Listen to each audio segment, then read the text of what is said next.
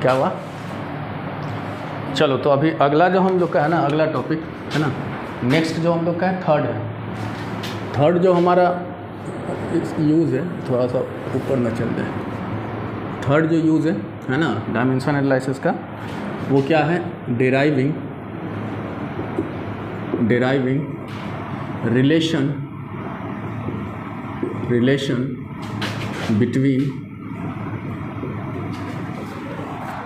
Between physical quantities. P Q लिख दूँ? Physical quantities मतलब क्या कि फिजिकल क्वांटिटीज के बीच में रिलेशन को डिराइव करने में इसका इस्तेमाल करेंगे। किसका? डायमेंशन एनालिसिस का, है ना। तो फिजिकल क्वांटिटीज में हालांकि एक डेरिवेशन जो इसका बनेगा, जिससे हम रिलेशन जो तैयार करेंगे, ठीक है, उसमें कुछ चीज़ें हैं जिसको डायमेंशन पूरी तरीके से डिस्क्राइब नहीं करता है। बाकी अभी देखते हैं एक एक करके, ठीक है। तो फर्स्ट है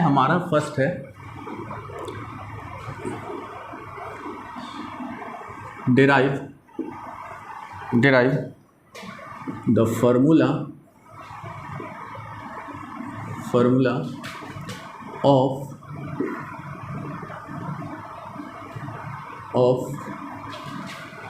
of frequency, है ना, depends upon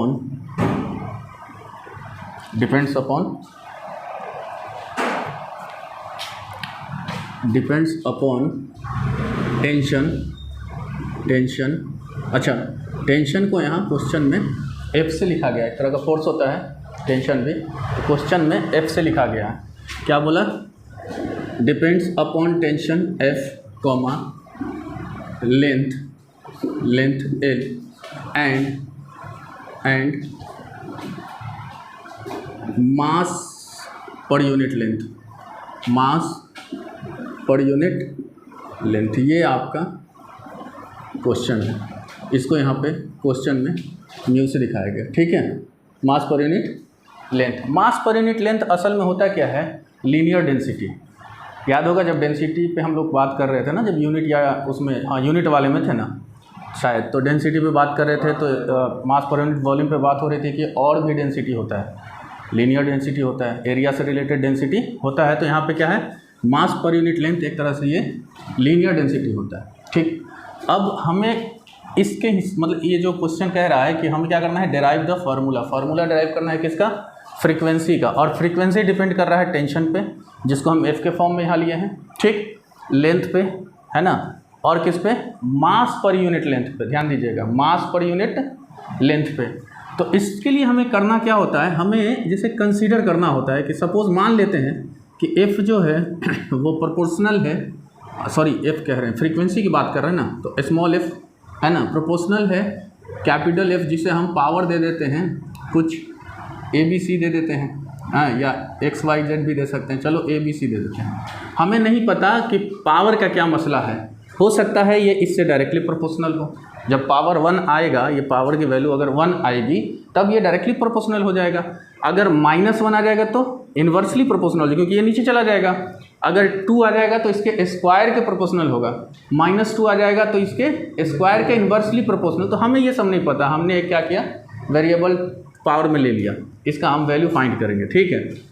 उसके बाद लेंथ, तो लेंथ से ही क्या हम अभी कंसीडर कर रहे हैं कि चलो प्रोपोर्शनल ही है, बट पावर को हम क्या करते हैं? फिर से अननोन कर देते हैं। तो अलग अलग ना लिख करके हम साथ में ही लिख देते हैं, अल्टीमेटली बाद में हमें साथ में ही लिखना है, ठीक है ना। लेंथ पे क्या है? B। उसके बाद मास पर यूनिट लेंथ जो ये है, इसके ऊपर क्या ले लेंगे? C ले लेंगे, ठीक है ना। अब हमें क्या करना है कि लेफ्ट साइड और राइट साइड जितनी चीज़ें आपको दिख रही हैं उसका डायमेंशंस लिख लेना है, डायमेंशनल फार्मूला लिख लेना है। क्या होता है फ्रीक्वेंसी का डायमेंशनल फार्मूला? 1/t होता है, यानी t पर पावर -1। तो टोटल कितना होगा? m0 L0 t to the power -1 होगा ना। अच्छा, एक चीज़ और, प्रोपोर्शनलिटी हटाएंगे तो क्या लिखेंगे? कांस्टेंट। तो यहाँ पे मैं डाल देता हूँ के का कोई डायमेंशन नहीं होगा, ये हमने सिर्फ और सिर्फ क्या लिया है? कांस्टेंट लिया है। ये क्या है हमारा? ऐसे तो टेंशन है, लेकिन ये एक तरह से क्या है? फोर्स है। तो फोर्स का डायमेंशन क्या होगा? MLT-2 और पावर कितना रखेंगे? ए, ठीक। उसके बाद लेंथ का डायमेंशन एल, पावर कितना लिखेंगे बी। ये क्या हुआ, ये मास पर यूनिट लेंथ है। मास पर यूनिट लेंथ का मतलब क्या हुआ, डायमेंशन मास, डायमेंशन आ गया। पर यूनिट लेंथ, लेंथ पे पावर -1 ना, लेंथ डिनोमिनेटर में जा रहा है तो लेंथ पे पावर -1 और पावर में कितना रहेगा, सी रहेगा हमारा। क्लियर है ये बात, ठीक है ना। अच्छा ये चल रहा है ना, ठीक। अब देखो क्या करना है, अब देखो समझो बात को, लेफ्ट साइड को साथ में लेके चलते हैं। m0 l0 t -1 equal to के, हालांकि के को हटा भी सकते हैं लेकिन नहीं, साथ लेके चलिएगा, ठीक है। के का डायमेंशन नहीं होता है बाय द वे, कोई दिक्कत नहीं। अच्छा अब यहाँ पे चलो ब्रैकेट थोड़ी देर के लिए हटा देते हैं, सिर्फ डायमेंशनल फार्मूला जो कंटेंट ये है ना क्वांटिटी, इसको ले लेते हैं, ठीक। m पे पावर a, m पे पावर c, समझना बात को, यही काम करना है सारे के सारे फार्मूला डेरिवेशन में। क्या करना है, m पे पावर कितना है, a है, और m पे पावर कितना है, c है, और m क्या है, मल्टीप्लिकेशन फॉर्म में है। आपने 9th क्लास के एक्सपोनेंट चैप्टर में पढ़ा होगा कि जब क्वांटिटी मल्टीपल फॉर्म में हो और सेम हो, पावर डिफरेंस हो तो पावर ऐड होता है। हाँ तो क्या लिखेंगे, m पे a प्लस c, ध्यान दीजिएगा यही काम करना है बस, इसके बाद सारा काम हो जाएगा। l पे पावर a, l पे पावर b, l पे पावर -c, समझना बात को। तो यहाँ पे जो l लिखेंगे a plus b minus c, है ना, क्लियर है ना, -c हो जाएगा ना इतना। अच्छा t पर पावर -2, बाकी कुछ तो है नहीं, हैं, t पर पावर -2 का मतलब क्या हुआ, -2a। यहाँ तक क्लियर है क्या। चलो इधर से भी हम अभी फिलहाल ही हटा देते हैं, डायमेंशन का मेन कंटेंट हमने रखा हुआ है, ठीक। अब क्या करना है कि डायमेंशन दोनों साइड का क्या करेंगे, इक्वल करके इसके पावर को इक्वल कर दें, मतलब इक्वल मेंशन करके, है ना, इसके पावर को क्या कर देंगे, इक्वल कर देंगे। तो क्या हो जाएगा, a plus c is equal to 0 लिखेंगे, क्या बताओ, m पे पावर a प्लस सी है, यहाँ m पे पावर 0 है, तो a plus c is equal to 0। चलो उसके बाद a plus b minus c, equation करते चलते हैं, ठीक है ना, a plus b minus c is equal to कितना, फिर से 0। अच्छा ये इक्वेशन 2 कर देते हैं, ठीक। उसके बाद -2a इज इक्वल टू -1, इसको जरा यहाँ पे लेते हैं, -2a is equal to -1, correct. Then minus minus cancel and a is equal to what, that is a equal to 2। अगर a इज इक्वल टू 2 है तो c इज इक्वल टू -1/2, समझना बात को। a को यहाँ रखेंगे, है ना, तो मतलब ये कि हमें लिखना पड़ेगा 1/2 plus c is equal to 0, जहाँ से हमें मिलेगा c is equal to -1/2। Clear है ना ये बात, -1/2, c इज इक्वल टू -1/2। थोड़ा सा इसको ऊपर ही रखते हैं, नहीं तो फिर वही बात हो जाएगी, है ना। हमने क्या लिया, हमने a की वैल्यू रखा 1/2, चलो यहाँ कर देते हैं 1/2 plus c is equal to 0, then हम लिख सकते हैं कि c is equal to -1/2। Clear. अच्छा अब इसमें क्या करेंगे, a और c की वैल्यू रख देते हैं, तो a हमारा निकल के कितना है 1/2, यहाँ रखेंगे 1/2, ठीक। यहाँ पे कर दूँ, हाँ कोई दिक्कत नहीं है, ठीक।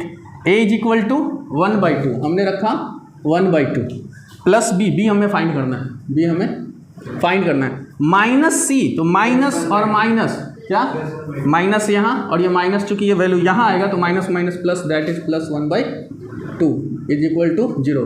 हाफ प्लस हाफ कितना लिख सकते हैं क्या, -1 लिख सकते हैं क्या। अब क्या करना है हमें कि a b c का पावर कहाँ रख देना है, a b c का पावर इसमें रख देना है, इसमें, है ना, इसमें। इसको थोड़ा सा फर्दर हम दिखा ही देते हैं, चलिए, कि हमारा f is equal to k, है ना, f to the power a, l to the power b और c, ठीक। इक्वेट कर दिया हमने, क्लियर है ये बात। अब a b c का हम उस पर क्या करेंगे, वैल्यू रख देंगे, a b c का वैल्यू रख देंगे, ठीक है ना, है a b c का कहाँ रखेंगे वैल्यू, हाँ। अब क्या करेंगे, a b c जो हमने फाइंड करा उसको हम रखते चलते हैं, हम लिखेंगे f is equal to, k को अभी वैसे ही रखते हैं, f टू द पावर कितना आएगा 1/2। अच्छा l पे पावर -1, अच्छा -1/2, ठीक है।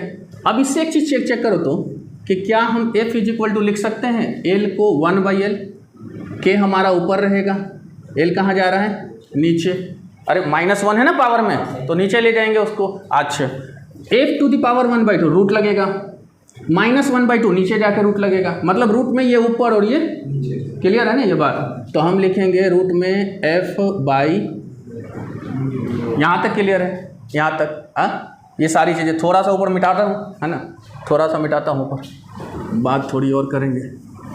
बाकी फार्मूला हमारा डिराइव हो चुका है, ठीक है। तो अकंट ये तो आसान लग रहा होगा कॉन्सेप्ट, है नहीं आसान लग रहा है, बहुत आसान है, कुछ नहीं है। तो f इज इक्वल टू, अब यहाँ पे क्या है, एक्सपेरिमेंटली, ये चीज़ ध्यान दीजिएगा, experimentally k is equal to k is equal to 1/2 यहाँ पे experimentally k is equal to 1/2। तो k इज इक्वल टू 1/2 अगर हम यहाँ रख देते हैं तो हमारा फार्मूला फ्रीक्वेंसी का क्या बन के आता है, 1/2l under root f by mu. ये हमने एक फार्मूला ड्राइव किया, किससे ड्राइव किया, डायमेंशनल एनालिसिस के इस्तेमाल से। समझ आ रही बात, हाँ डायमेंशनल एनालिसिस के इस्तेमाल से, ठीक। अब थोड़ा सा और छोटा छोटा क्वेश्चन अभी लेते हैं, ठीक ना, हाँ छोटा छोटा क्वेश्चन हम लेते हैं। देखो लिख रहे हैं या मिटाया जाए, मिटा दूँ। नेक्स्ट एक क्वेश्चन देख लेते हैं। देखिए ये नाम सुना होगा, सेंट्रीपिटल फोर्स। सेंट्रीपिटल फोर्स मैं वैसे लिख दूँ शॉर्ट में, CF। क्या मैंने लिखा, सेंट्रीपिटल फोर्स है ना, इसको हम ब्रैकेट में F से लिख देते हैं, F से। अच्छा ये बहुत ज़्यादा ऊपर जा रहा है क्या, देख लेना, जा रहा है ना, ये हाथ मेरा ना भाग जाता है, लंबाई का थोड़ा सा आदत हो गया है ना। हमने क्या कहा, हम लेते हैं, क्या ले रहे हैं हम, सेंट्रीपिटल फोर्स, ठीक है। इसको हम लिखते हैं F से, हाँ इसको लिखते हैं क्या, F से। अब ये डिपेंड कर रहा है, डिपेंड्स, ये बहुत ज़रूरी है, ये आपको चाहिए होता है, डिपेंड्स अपॉन पहले क्या, मास है ना, मास m, ठीक, कॉमा वेलोसिटी, ठीक है, क्या v, एंड रेडियस क्या r। क्यों ऐसा किया मैंने, रेडियस की बात क्यों की, सर्कुलर होता है ना सेंट्रीपिटल फोर्स जहाँ पे लेते हैं, तो रेडियस ऑफ द सर्कल लिख दो, ऑफ अ सर्कल है ना, सर्कल। बातें क्लियर रहे, ठीक है ना, हाँ अच्छा। डिपेंड कर रहा है, फिर से वही काम करेंगे, हमें नहीं पता कि किस सूरत में कैसे डिपेंड करता है, लेकिन कोई बात नहीं, ठीक है ना। हम सब चीज़ को वैसे नॉर्मली अभी ले लेते हैं, क्या, डायरेक्टली प्रोपोर्शनल। क्या लिखेंगे, v इज प्रोपोर्शनल टू, क्या लिखेंगे, mass to the power x कर देते हैं, ठीक, velocity to the power y कर देते हैं, है ना, और r पे पावर z ना, r पे पावर z कर देते हैं, रेडियस है हमारा, r पे पावर z। अच्छा अब हमने क्या करना है, इस प्रोपोर्शनलिटी को हटाना है, तो अगर प्रोपोर्शनलिटी को हम हटाते हैं तो क्या लिखेंगे, f is equal to k mass to the power x velocity to the power y और z। अपना फिर से काम क्या है, डायमेंशन रखना। ये क्या है, फोर्स है, ये क्या है, फोर्स है, तो डायमेंशन ऑफ फोर्स क्या, mLT-2, ओके। कांस्टेंट, मास का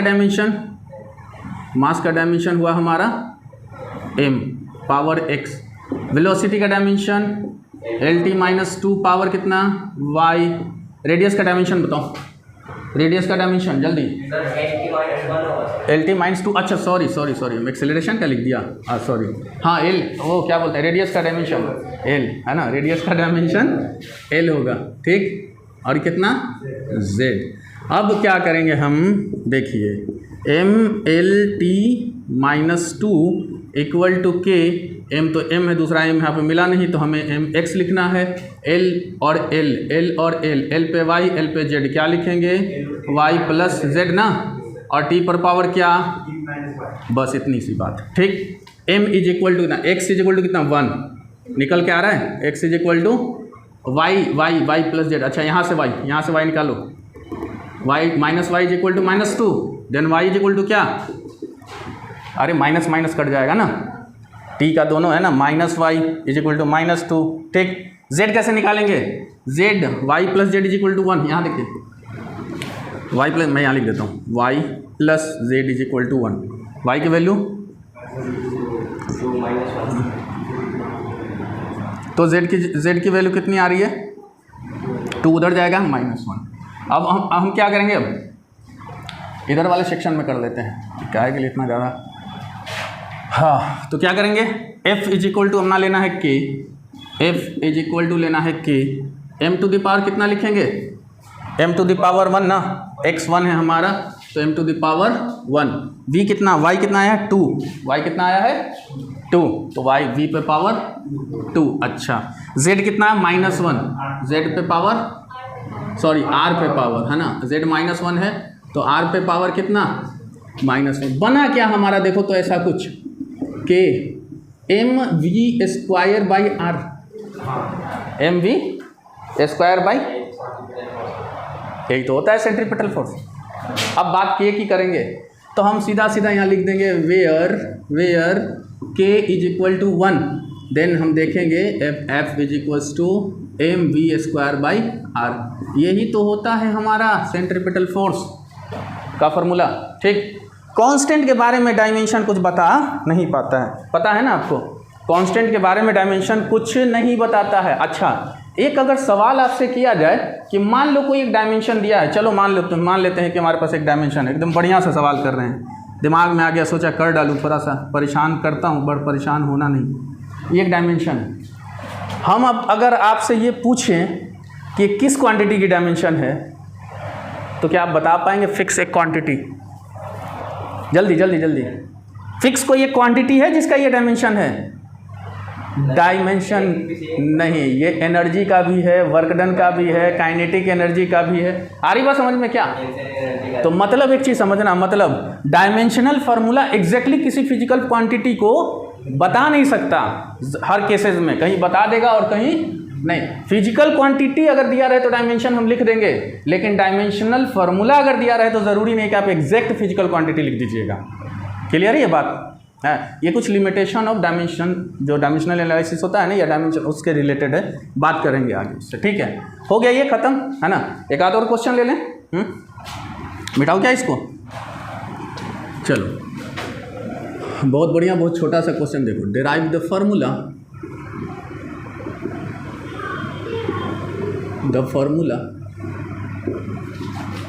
ऑफ एफ फोर्स है ना, डिपेंड्स अपॉन मास, एम लिख दूँ सिर्फ, मास एंड एक्सीलरेशन, छोटा क्वेश्चन एकदम छोटा सा क्वेश्चन। चलो देखें कौन सा फॉर्मूला बनेगा, पता तो चल गया होगा कि न्यूटन साहब का है, और फोर्स है तो न्यूटन है, जाहिर सी बात है। कौन सा फॉर्मूला बनेगा देखते हैं। अपना वही काम दोबारा से, क्या, proportional to m to the power x a to the power क्या y, ABC नहीं ले रहे हैं कि ऑलरेडी एक्सेलरेशन a है, थोड़ा सा उससे भी बचना है। तो f इज इक्वल टू कितना, k m x a to the power y, अरे हाँ कि नहीं आए। तो f का डायमेंशन बताओ, m l t माइनस कितना 2, ओके, k m का डायमेंशन मास का होगा, एक्सेलरेशन का होगा ना। अच्छा, तो वापस से फिर m l t minus 2 k, m पे तो बस x ही मिला तुमको, m पे क्या मिला, l पे, t पे -2y, अरे है ना, होगा ना। अच्छा, तो यहाँ से दिखे तो x की वैल्यू कितनी 1, x की वैल्यू 1, y की वैल्यू चाहे यहाँ से निकालो तब भी 1 आएगा, यहाँ से निकाल के देख लो तब भी। तो ultimately y is equal to also, तो फार्मूला क्या बना हमारा, f is equal to k m a, where k is equal to 1, where k is equal to 1, तो फार्मूला क्या बनेगा, f is equal to m a। यही तो होता है फार्मूला फोर्स का, हाँ यही तो होता है फार्मूला फोर्स का। ठीक है, तो अपना एकदम बहुत काम आसान है, बच्चा वाला काम है, कुछ नहीं है क्या कुछ, इधर का डायमेंशन उधर का डायमेंशन, पावर रखे, पावर को इक्वेट किया, कहानी ख़त्म। हाँ नहीं है, तो एक बात और समझ लीजिए, यह है बहुत आसान कॉन्सेप्ट, इसमें तो कोई दम ही नहीं है कॉन्सेप्ट में, दम लग रहा है कुछ भी नहीं है, बस आपको पता होना चाहिए कि किसका डायमेंशन क्या होता है, वो कहानी खत्म, फार्मूला निकल के आ जाएगा। एक चीज़ पता होना चाहिए, कहीं कांस्टेंट का क्या क्या वैल्यू हम किस केस में लेते हैं, तो ये प्रैक्टिस बताएगा। आपने देखा था ना, एक जगह हमने कहा एक्सपेरिमेंटली हम 1/2 ले रहे हैं, एक्सपेरिमेंटली 1/2 ले रहे हैं, तो कहीं कहीं क्या होगा, कहीं कहीं फार्मूला देगा तो उससे भी पकड़ में आ जाएगा कि कांस्टेंट की वैल्यू क्या होगी। वो लिख के देंगे फार्मूला कि ये फार्मूला आपको डिराइव करना, हो सकता है मतलब वैसा कुछ सिचुएशन बना तो, है ना, तो उससे भी हम क्या कर सकते हैं, समझ जाएंगे कि के की वैल्यू हमको कितना रखना चाहिए। ये थोड़ा सा लॉजिकल बात कर रहा हूँ, बट आपको पता होना चाहिए, और पता प्रैक्टिस की वजह से होगा। ठीक है, आगे बढ़ें क्या, हाँ आगे बढ़ा जाए, चलिए। ओके,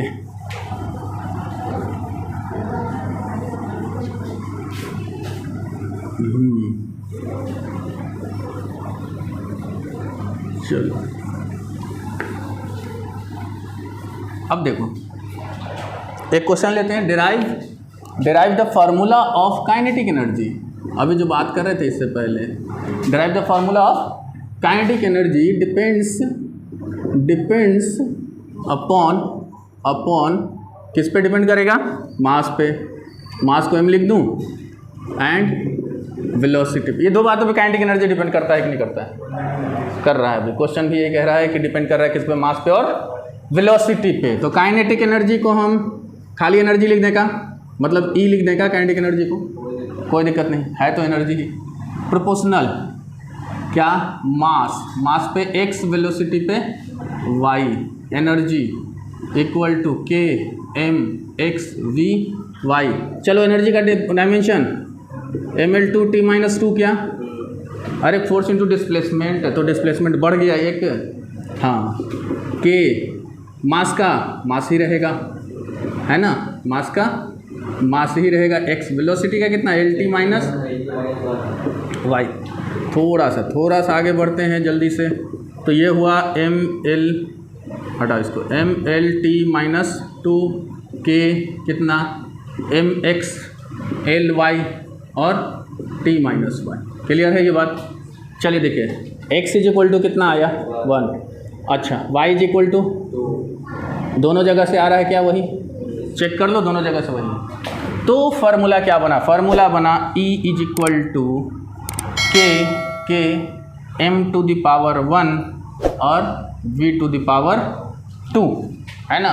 अच्छा अब यहाँ पे भी क्या करेंगे, k इज इक्वल टू हम लेंगे, लिखिएगा इट इज़ फाउंड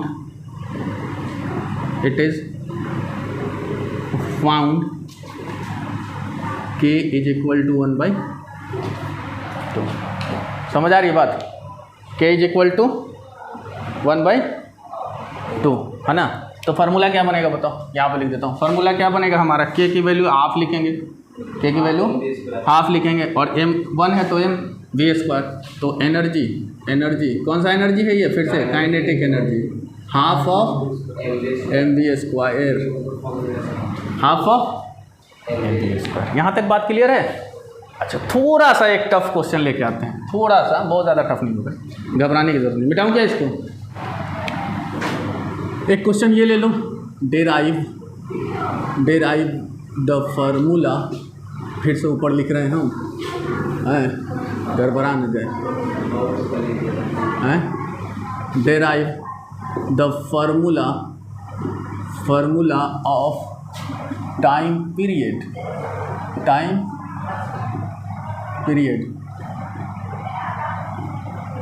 हाँ टी हमने टाइम में कैपिटल लिख दिया, कोई बात नहीं, कभी कभी अंग्रेजी वैसे वो लिखा जाता है ना, अपने लिए लिख लिया है ठीक है। अच्छा टाइम पीरियड क्या, ऑफ सिंपल पेंडुलम, नाम सुने हो का, क्या सिंपल पेंडुलम। अच्छा डिपेंड कर रहा है आपका, डिपेंड्स अपॉन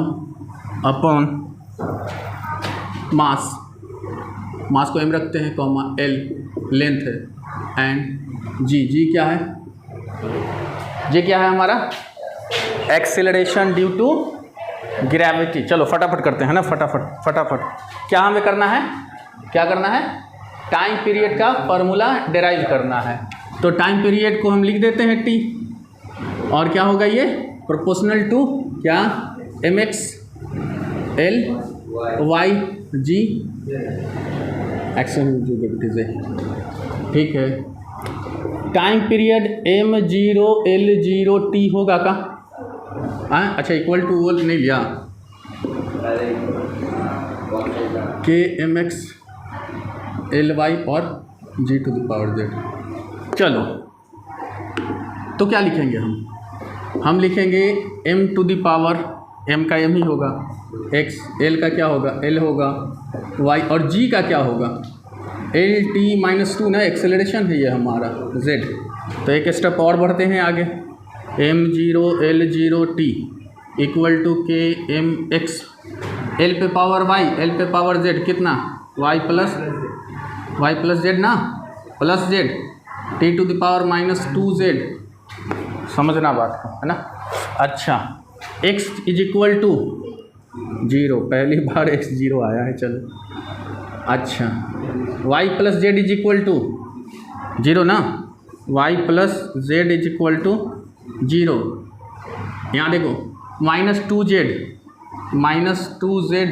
है ना, -2Z इज इक्वल टू 1, तो Z इज इक्वल टू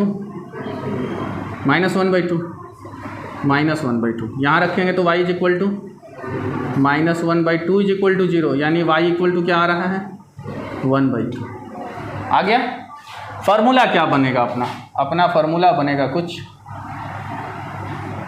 अपना फार्मूला बनेगा, कहाँ से फार्मूला है, time period is equal to, चलो ऊपर से ले लेते हैं यहाँ से, ठीक है।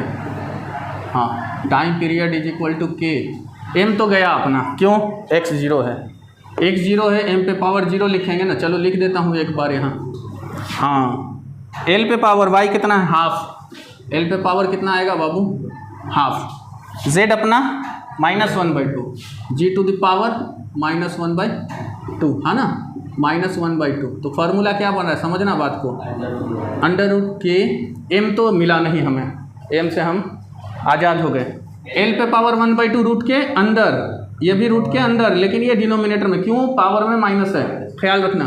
तो कितना होगा, L/G होगा क्या, L/G। अब यहीं पे आप छोड़ दीजिएगा, है ना, K की वैल्यू जब वैसा देखेंगे आगे क्या है नहीं है, 2π है क्या है, वो बात की बात है। आप यहाँ तक भी छोड़ सकते हैं अगर नॉर्मली ये आपको दिया रहे तो, कोई दिक्कत नहीं है, ठीक, समझ आ रही बात ना, है। चलो।